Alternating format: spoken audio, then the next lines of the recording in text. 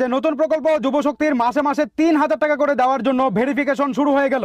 ১ জুনের আগেই বাছাই করে বাতিল করার নির্দেশ এই ক্যাটাগরির মানুষদের। যারা যুবসাথীর টাকা পেয়েছিল ও যারা আবেদন করেছিল যুবসাথীর, তারা ১৫০০ টাকা করে পেয়েছিল। এবার তাদের সমস্ত কাগজপত্র যাচাই করার নির্দেশ দিয়েছে আর তাদের ১ জুনের আগেই বাছাই করে বাতিল করার নির্দেশ দিয়েছে। তাহলে কারা ৩,০০০ টাকা করে পাবে এবং কারা টাকা পাবে না, পুরোপুরি বাতিল হয়ে যাবে তারা। সমস্ত বিষয়টা জানিয়ে দিয়েছে আজকের এই ভিডিওতে, জানতে পারবেন। মনোযোগ সহকারে দেখবেন, ভিডিওটিকে প্রচুর পরিমাণে শেয়ার করবেন। মাসে মাসে ৩,০০০ টাকা করে যদি পেতে চাইছেন, তাহলে কেন কাগজপত্র এবং কি কি কাগজপত্র জমা করতে হচ্ছে, কি কি কাগজপত্র যাচাই করছে যুবশক্তির ৩,০০০ টাকা, তাহলে ব্যাংকের অ্যাকাউন্টে কত তারিখ থেকে আপনাদের ঢুকবে, মনোযোগ সহকারে দেখবেন। অবশ্যই ভিডিওটিকে শেয়ার করবেন, সবাই যেন জানতে পারে আপনাকে কি করতে হবে। সমস্ত বিষয়টা জানাবো, মনোযোগ সহকারে দেখবেন। দেখুন বন্ধুরা, বলা হচ্ছে যুবসাথীর লাখ লাখ উপভোক্তার তথ্য যাচাইয়ের সিদ্ধান্ত নিল পশ্চিমবঙ্গ বিজেপি সরকার। তারা বলেছে যুবসাথীর বদলে যুবশক্তির টাকা দেওয়া হবে ৩,০০০ করে, তবে ঝাড়াই বাছাই করে প্রচুর লক্ষ লক্ষ মানুষের নাম বাতিল করা হবে। কেন দেখুন, কিন্তু প্রথম দফায় যারা যুবসাথীর টাকা পেয়েছিলেন তারা প্রত্যেকে আর নাও পেতে পারেন টাকা। লক্ষ লক্ষ যুবসাথী প্রাপকের তথ্য যাচাই করার পরেই টাকা দেওয়া হবে। অনেকের নাম যাবে বাদ, যাচাই করে টাকা দেওয়া হবে। অন্নপূর্ণা যোজনার বিজ্ঞপ্তিও জারি করেছে। সরকারি কর্মী, আয়করদাতা মহিলারা বাদ যাবে তারা। মাধ্যমিক পাস বেকার যুবক যুবতীদের প্রতি মাসে ৩,০০০ টাকা দিতে যুবশক্তি প্রকল্প চালু করছে শুভেন্দু অধিকারী। কারা পাবেন টাকা এবং কারা পাবেন না, টাকা আগে পেলেও মানে যুবসাথীর টাকা পেয়েছেন তারপরও বাতিল করা হবে। ফেব্রুয়ারি মাসের অন্তর্বর্তী বাজেটে মাধ্যমিক পাস বেকার যুবক যুবতীদের প্রতি মাসে ১,৫০০ টাকা দিতে যুবসাথী প্রকল্প চালু করেছিল মমতা।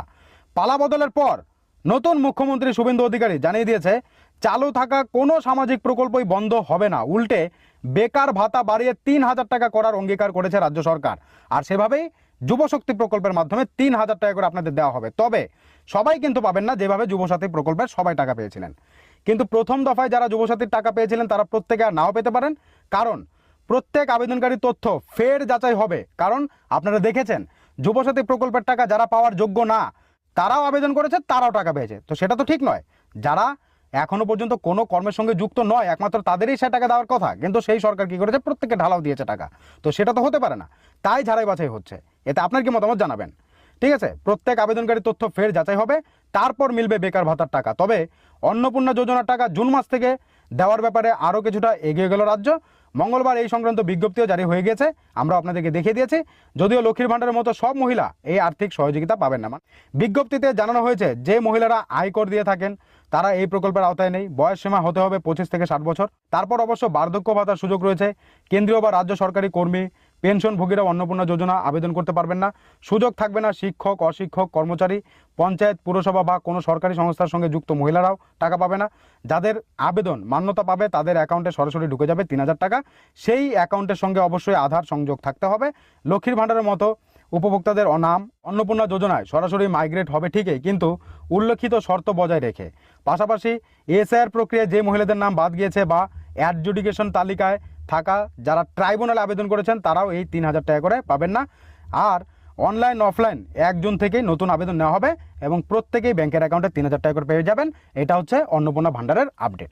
এবার যুবসাথী এবং যুবশক্তি প্রকল্পের কি বলছে দেখুন।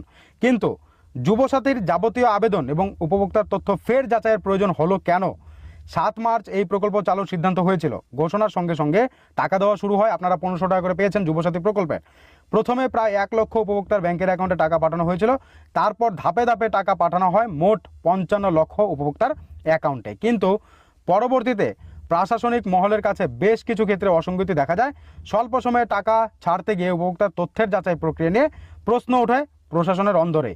তাই দেখা গিয়েছে যারা অযোগ্য তারাও কিন্তু যুবসাথী প্রকল্পের ১৫০০ টাকা পেয়েছিল। এবার এই যে নতুন সরকার এসেছে, যারা অযোগ্য তাদের টাকা দেবে না, এটা একদম সঠিক সিদ্ধান্ত নিয়েছে। আপনার কি মতামত অবশ্যই কমেন্ট বক্সে কমেন্ট করে জানাবেন। আর এই কারণেই কিন্তু টোটাল ৫৫ লক্ষ আবেদন জমা পড়েছিল। এই ৫৫ লক্ষ উপভোক্তাকেই আবার যাচাই করা হবে। তাই সরকার মনে করছে তথ্যের পুনর্যাচাই দরকার। একই ব্যক্তির অ্যাকাউন্টে দুবার টাকা পড়ার ঘটনা ঘটেছে কিনা সেটাও খতিয়ে দেখা হবে। ঠিক আছে, যদি কেউ দুবার টাকা পেয়েছে সেটাও দেখা হবে। এবার সেই ব্যক্তি যদি যোগ্য হয়ে থাকে তাহলে কিন্তু তিনি যুবশক্তি প্রকল্পে ৩,০০০ টাকা করে পাবে। এই পর্যন্ত মার্চ এবং এপ্রিল মাসের টাকা ছাড়া হয়েছে। প্রতি মাসে খরচ হয়েছে প্রায় ৮০০ কোটি টাকা। বুঝতে পারছেন? সাধারণত যুবসাথীর টাকা মাসের ১০ তারিখ ছাড়া হয়, কিন্তু মে মাসের শুরুতেই পালাবদল হয়ে যাওয়ায় এই পর্বে আর যুবসাথী বেকার ভাতার টাকা বাংলার যুবক যুবতীদের ব্যাংকের অ্যাকাউন্টে ঢোকেনি। যেহেতু জনকল্যাণমূলক প্রকল্পগুলির ক্ষেত্রে নতুন বিজেপি সরকার স্বচ্ছতা সুনিশ্চিত করার নির্দেশ দিয়েছে, তাই অন্নপূর্ণা যোজনার টাকা ১ জুন থেকে নিশ্চিত হলেও আপাতত বেকার ভাতার টাকা বন্ধ থাকবে পুনর্যাচাই সম্পূর্ণ না হওয়া পর্যন্ত। তো অন্নপূর্ণা ভাণ্ডারের কাজ জোর কদমে চলছে, আর অন্নপূর্ণা ভাণ্ডারের টাকা 3,000 করে মহিলাদের ব্যাংকের অ্যাকাউন্টে একজন থেকেই ঢুকবে। কিন্তু যুবসাথী মানে যুবশক্তি প্রকল্পের যে 3,000 টাকা বেকার ছেলে মেয়েদের বেকার ভাতার টাকা, সেটা এখনো পর্যন্ত ডেট ফাইনাল হয়নি। উল্লেখযোগ্য বিষয় হলো শিবিরের পাশাপাশি অনলাইনের মাধ্যমেও জমানো হয়েছিল যুবসাথী প্রকল্পের আবেদন। 15 থেকে 26 ফেব্রুয়ারি পর্যন্ত আবেদন নেওয়ার কাজ চলেছিল, আর কয়েকদিনের মধ্যে টাকা দেওয়ার কাজ শুরু হয়ে যাওয়ায় তথ্য নিয়ে সংশয় থেকেই গিয়েছে। ঠিক আছে, ইতিমধ্যে শিবিরে জমা পড়া আবেদন ডিজিটাইজ করা হয়েছে, ফলে সমস্ত তথ্য রাজ্যের কাছে জমা আছে, ফলে পুনর্যাচাইয়ের ক্ষেত্রে কোনো সমস্যা হবে না বলেই মত প্রশাসনিক মহলের। আবার নির্বাচন ঘোষণা হয়ে যাওয়ায় বেশ কিছু আবেদনকারীকে সুবিধা প্রদান করাও সম্ভব হয়নি, মানে অনেক যোগ্য থাকা পরেও কিন্তু অনেকে টাকা পায়নি। তো সেক্ষেত্রে তাদেরকেও অ্যাড করতে হবে। সেই ক্ষেত্রে ডবল ইঞ্জিন সরকার পড়ে থাকা আবেদন নিয়ে কী সিদ্ধান্ত নেয় সেদিকেও এখন নজর রয়েছে রাজ্যবাসীর। এবং 55 লক্ষ যারা টাকা পেয়েছিল তাদের মধ্যে যারা অযোগ্য তাদেরকে বাতিল করা হবে, তাদেরকে টাকা দেওয়া হবে না, এবং যারা যোগ্য তাদের প্রত্যেককেই টাকা দিয়ে দেওয়া হবে। এবং ডেট এখনো পর্যন্ত ফাইনাল হয়নি। তার পাশাপাশি যারা আবেদন করেছিল কিন্তু টাকা পায়নি তাদের নিয়েও এখনো কোনো কিছু জানানো হয়নি, তাদের হয়তো আবারও নতুন করে